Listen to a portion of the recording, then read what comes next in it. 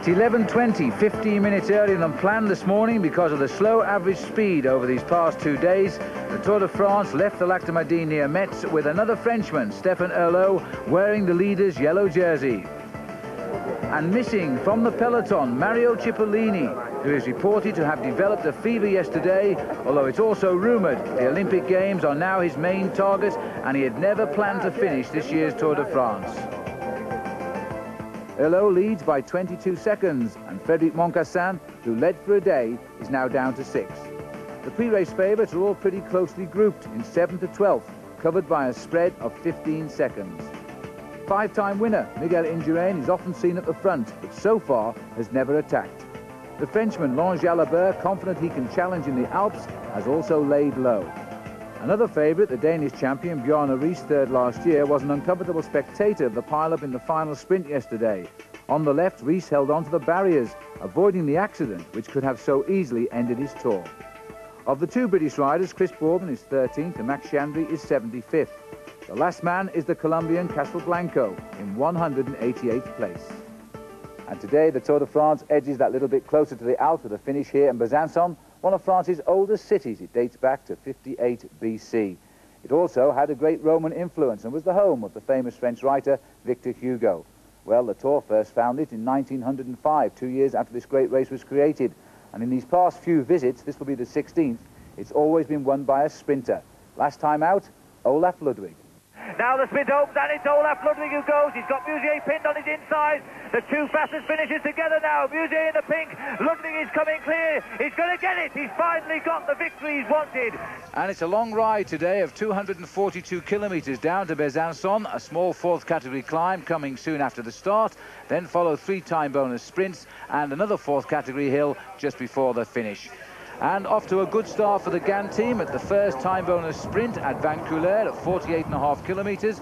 Francis Moreau getting in first ahead of his teammate Frédéric Moncassin. And notably, Mariano Piccoli, who lies second overall, he gets third place and a valuable 2-second bonus there. And bad news after the non-starting today of Mario Cipollini. Out at the feeding station after 117 kilometres goes the man who wore the green jersey yesterday, Jan Zrada. The rider from the Czech Republic, retiring from the injuries he received in that pile-up as he approached the line at Lac-de-Madine. So, 2 top names out of the Tour de France today. Seems to be the good weather's avoiding the Tour de France as well, with a cloudy day expected for most of the afternoon. High temperature, only 18 degrees Celsius again, and still those very strong winds coming from the southwest with the possibility of 40-mile-an-hour gales towards the end of the afternoon. The second sprint of the day, that came after 143 kilometres at Bloemfontein. Nicola Minali, a good sprinter from Italy, he gets to 6 seconds ahead again of Moncassin and the former champion of France, Jackie Durand. Now, take a look at this. When the race was beginning to gather speed, a massive pile-up, this coming at 65 kilometres to go, and it's all happening in the centre of the bunch. Chris Boardman here, checking his front wheel, and he was in the pile-up, but seemingly okay. And I don't know who caused the crash, but then the punch-up started. Lance Armstrong, number 61 for the Motorola team, decided to pick on Gilles Bouvard of the Lotto team, number 172. Anyway, it all got sorted out, and all of the riders got underway. A little bit delayed was Fagnini, who rides for Cipollini's Seiko team, who was quite concerned about his right collarbone.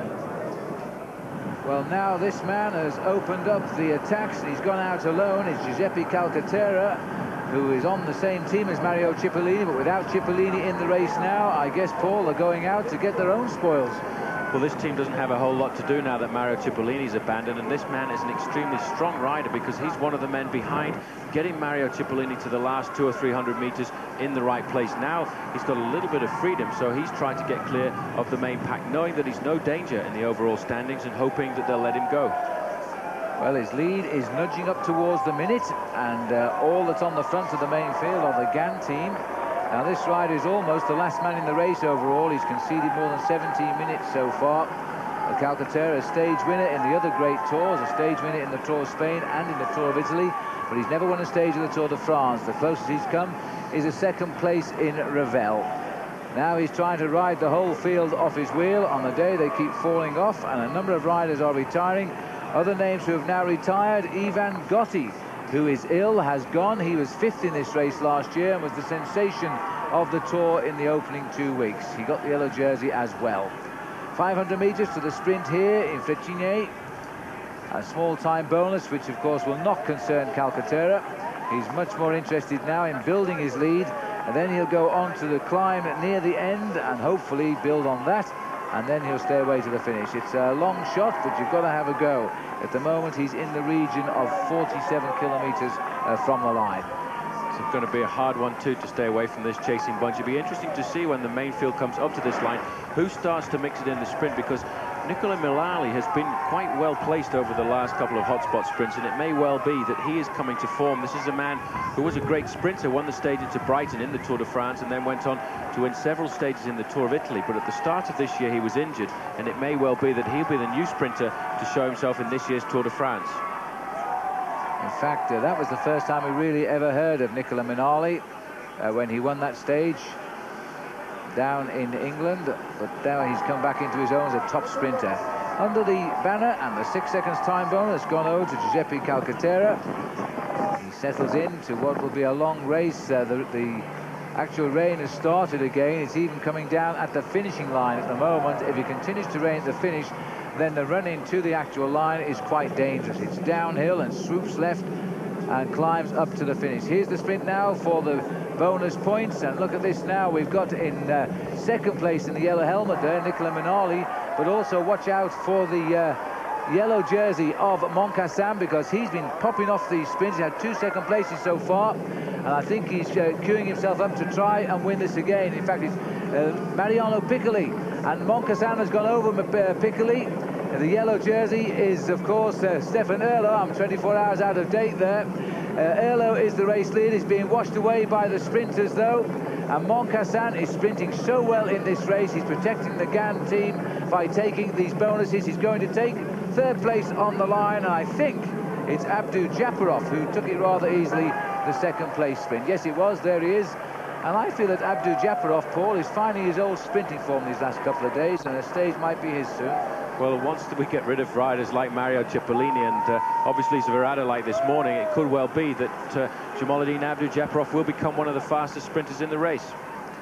All right, well, they're over the last time bonus sprint of the day, and they're now setting fair for the last climb and the finish. So we'll take a break.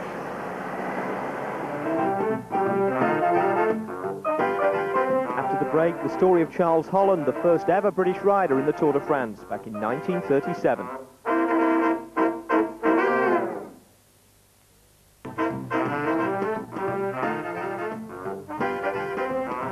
Welcome back. Now, until 1937, no British rider had ever entered the Tour, and then all of a sudden, we had 2 men in it.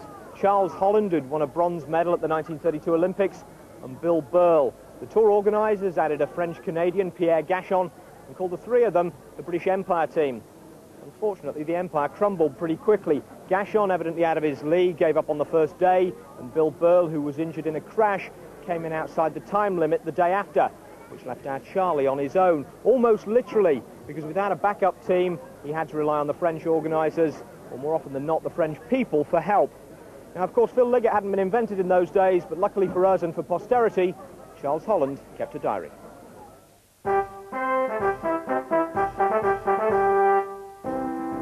July the 1st, Charleville. We have just finished the 2nd stage of the Tour de France. I was unable to write yesterday as I finished the race with the head of my bicycle almost in 2 pieces. I finished 52nd, 15 minutes behind the leader.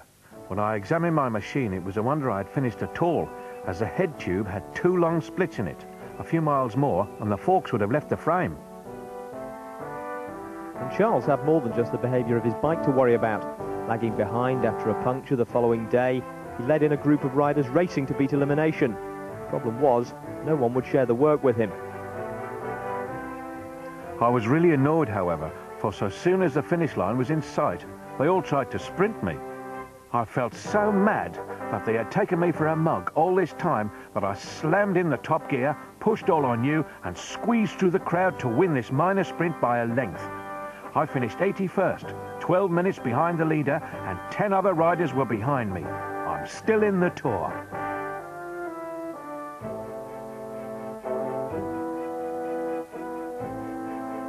July the 5th, Geneva.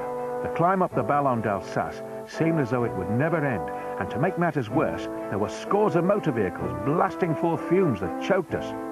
We had fewer drinks handed to us than usual. I went for miles without a welcome bidon or bottle, and in consequence, I did not feel so good. As the Tour headed south to the Riviera, the racing didn't get any easier for Charles, but at least the scenery improved. July 13th, Nice. There were, as usual, thousands of spectators, and amongst these, many beautiful bathing bells, sunburned and sporting brief but brilliant swimsuits. Yes, at times, it is very pleasant being a courier in the Tour de France. July the 15th, Perpignan. I was with a peloton in hot pursuit when my front tyre burst. I hurriedly changed it, but I was left behind. Chasing for an hour in the hot sun at the end of the day was a grueling business, and I was very glad when I finished, although I was almost last. This has put me back a little in the general classification, my place being 51st.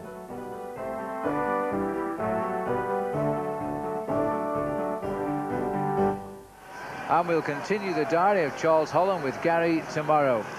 Well, this man is still away, Giuseppe Calcaterra. He went clear with 54 kilometres to go to the finish, and we are now just starting the last climb of the day. It's a small climb of the Côte de Puy-les-Vignes, and it comes at 230 kilometres, leaving just 12 kilometres to go to the finish.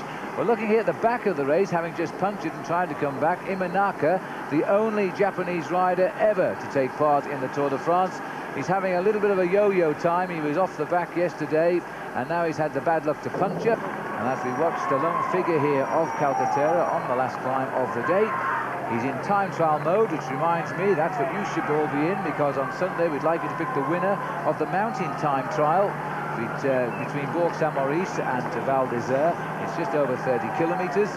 And then when you think you have the right man for the job, make your selection by telephone. The number is 0891 114400, and register your claim. The prize is superb. A yellow jersey, one of the lines, a pair of red racing shorts as worn by Mario Cipollini, no longer in the Tour, and a double video of the life history of Sean Kelly. It's a great prize, so get your calls in. Calcaterra, he knows now that he's not firing as well as he was about 15 or 20 minutes ago. This climb has hurt him a little bit. This isn't a serious climb normally, but he's over the top. He's got the points, and now he can run down to the finish. He might get back into his rhythm yet. Almost 7 hours in the saddle today as the counter-attacks are now starting from the field. Festina making the move. LeBlanc, the head of the front there, and the head of the field there as well, in the green and yellow jersey of Polti, after his hard day, the first day with that accident he had on the stage from Den Bosch. In fact, has recovered quite a bit, and I think we should see quite a bit of Luc Leblanc as we go into the mountains. Well, this rider here is trying to draw them up quicker than anybody else, Christophe Moreau. We've seen Francis Moreau win the time bonus sprint at Vaucouleurs today, and Christophe riding his first Tour for Festina here. A little bit of disorganisation after that sprint for the top of the climb there, which could bear well for Calcaterra, who's in front. You see the riders fanning out across the road. Well, the sprint over the top there actually took out the organisation of the Telecom team, but you can see there are a lot of light blue jerseys of the Gateway squad. They may well be thinking about Nicola Minali, but there are still 7 or 8 top sprinters in this race, and their teams should at the moment be coming to the front to organise themselves to try and bring it all back together. There's the confirmation of the climb we've just seen. The third place going to Rolf Aldag. He's certainly not a mountain climber. He's up there for the the German Telecom team, because he's trying to whip up the chase down of Calcaterra. That's the earlier climb today. Richard Virenque winning there. First time we've seen the big names tackle the hills. Virenque, the winner of the King of the Mountains title the last 2 years in the Tour de France, and putting in a brief appearance at the front on the first climb of the day. Telecom now getting themselves organised after that little bit of a disarray over the top of the climb. They're interested to see, in fact, that Bjarne Riis is at the front, and he too is working for the success of that team there. Even though it was very risky, he was involved in the sprint yesterday, and a man looking for the overall standings should be very careful on these very dangerous run-ins to the finish. But you can see the main field have got him in their sights, and it's all over for Giuseppe Calcaterra. So a breakaway which has lasted 44 kilometres, that's about 27 miles, and they've swept him up. And now they're going to start moving their men around this big bunch and trying to get the sprinters to the front. We might well see one or two new names now, because we have lost today Jan Zarada, we have lost also Mario Cipollini. So there are others will now feel they have a real chance at taking out the spoils. An attack now by the Rabobank. They try every day. They've yet to win a stage.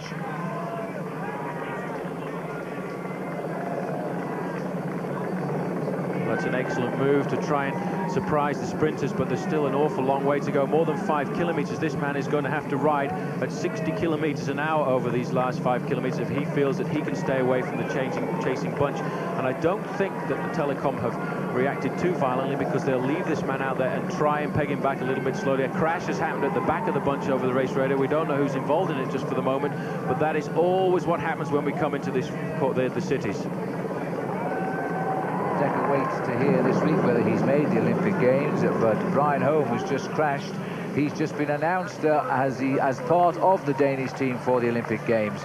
So let's hope that he's not too badly hurt and he's back up and riding.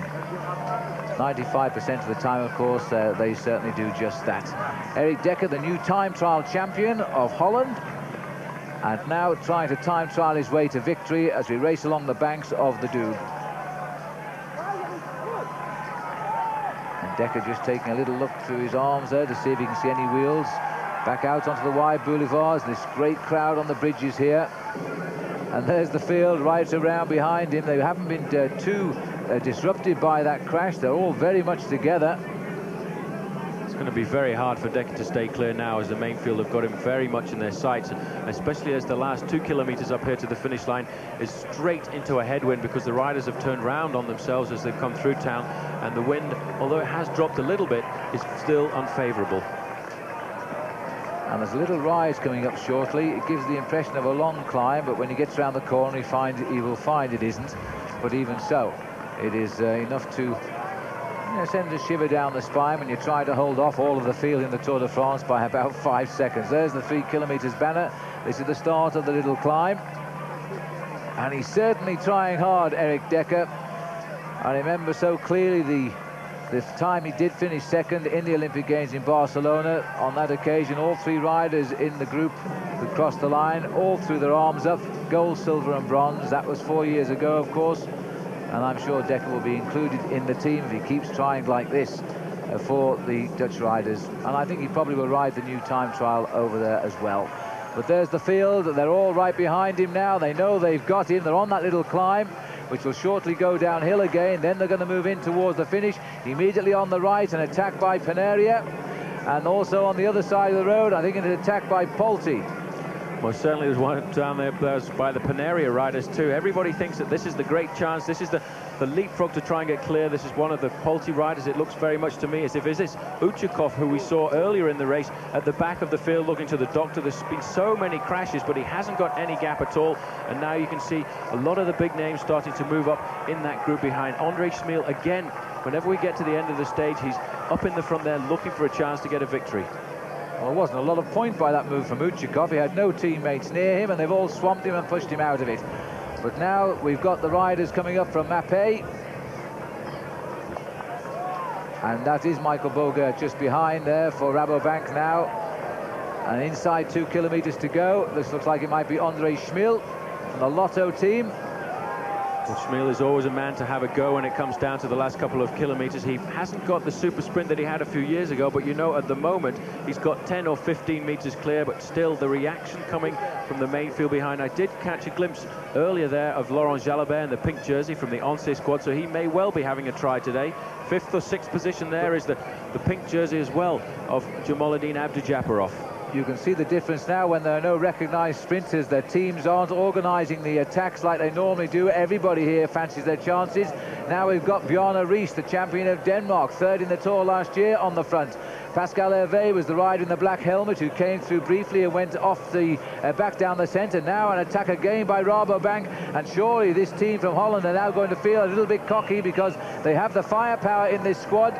If they can just slip away. This is Yekimov again going clear, the opportunist who always goes for gold in the last kilometre or so of the race. He has pure speed in those legs. He must have tried this at least half a dozen times over the years. It's worked for him on one occasion.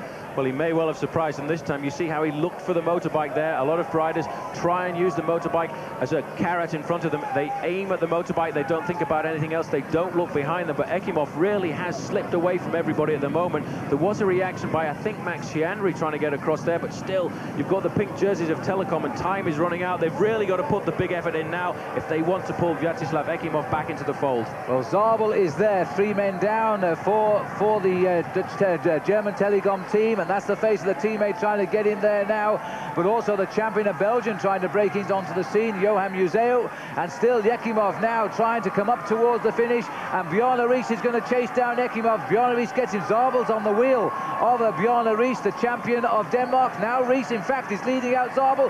Moncassin going through on the inside. Blijleven's on his wheel, and Moncassin, is he going to take this one out? Blijlevens is coming. Surely Blijlevens had to win sometime, and it's going to be now. Jerome Blijlevens gets the stage. He's threatened to win day after day, and the joy on his face. No Cipollini. Blijlevens had to be the man. And just look at this, Bjarne Riis figured himself to be a sprinter as he starts the sprint here, but look at the speed now of Moncassin as he locks on to Bjarne Riis and goes through on his inside. And now comes Jerome Blijlevens. Blijlevens now moving clearly quicker than Moncassin as they approach the line now. Blijlevens goes to the right of Moncassin, and he's going to win this by a long, long way. As he hits the line, he's a good length clear of Frédéric Moncassin of France. This was the result that Jerome Blijlevens wanted to see all week, and now he's got it. He finishes ahead of Frédéric Moncassin of France and Eric Zabel of Germany. And straight after the finish, Paul Schoen was down there to speak to Jerome Blijlevens. That was a very well judged sprint at the end. It looked as if Moncassin was going to get it to begin with. Yeah, today I took the good wheel. The first day I had the bad wheels and I had not so luck. But today I had a lot of luck and I won. A lot of sprinters have disappeared from this Tour de France. Now do you feel that once you get over the mountains you have a chance to win some more stages? Yeah, I want to try, but the Tour is good for me now. And the overall, no change tonight as Stefan Erlo loses only 2 seconds of his overall lead in a time bonus sprint to Piccoli. Chris Boardman, who fell today, he came home safely in the main field, as indeed did Max Chiandri. On the podium, Stefan Erlo keeps the leader's yellow jersey for another day and salutes the crowd here in Besancon. He continues the GAN team's great start to this event. And for Calcaterra, well, he paid the price in full. Once the field caught him, he tailed in behind. And just time to remind you of our competition telephone number, 0891 114400. The best of luck in our competition. You can also call us up on the internet this year, and so we look forward to hearing from you there. Our programme tomorrow will come to you at 6:25. We're heading down to Aix-les-Bains, the first second category climb of the Tour. Until then, goodbye.